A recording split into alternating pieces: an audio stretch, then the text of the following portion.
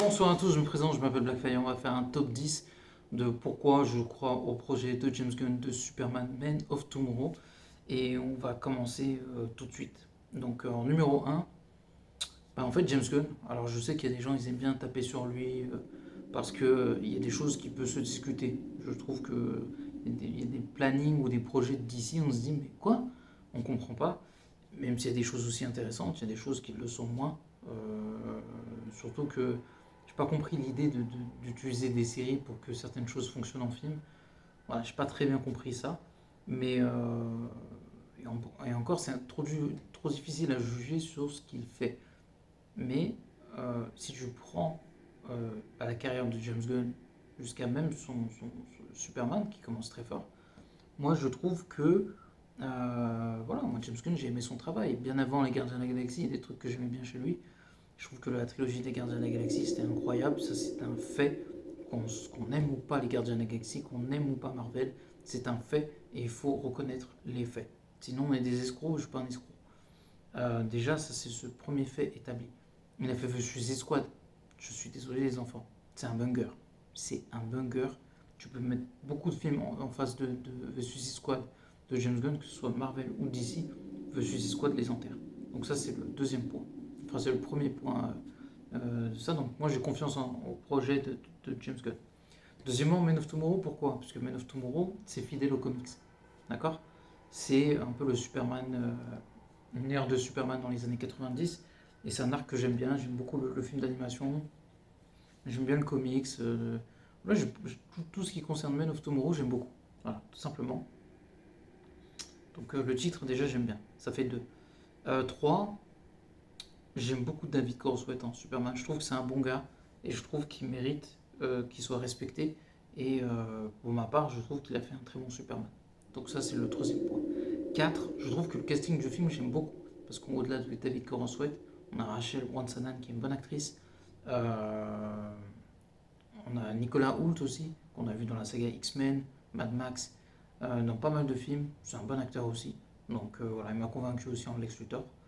Euh, il y a des acteurs que je connais moins, je ne mens pas, mais je trouve que dans le premier film, ce que j'ai vu sur certains personnages, ça m'a plu.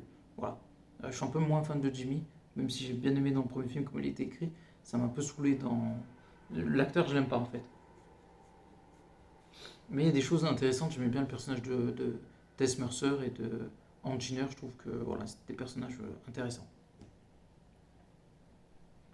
Donc voilà, j'avais dit en quoi voilà, en, on était en 3, c'est ça?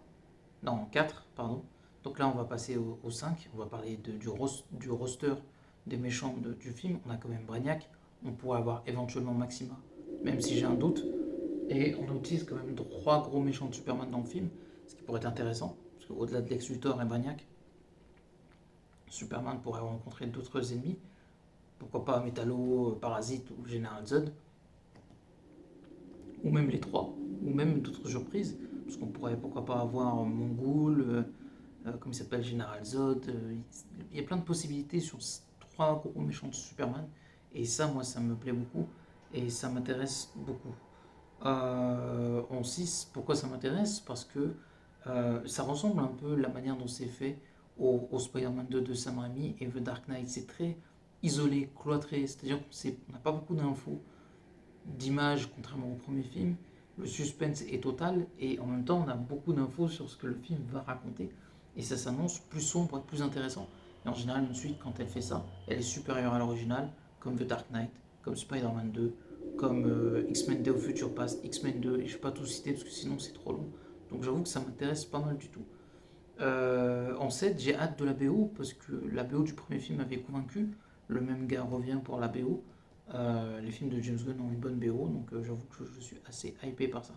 8, quand on est fan de Superman, comment on ne peut pas être hypé d'une suite de Superman? Ça fait 40 ans qu'on attend. James Gunn va nous l'offrir avec Brainiac, ça aussi ça fait 40 ans qu'on attend.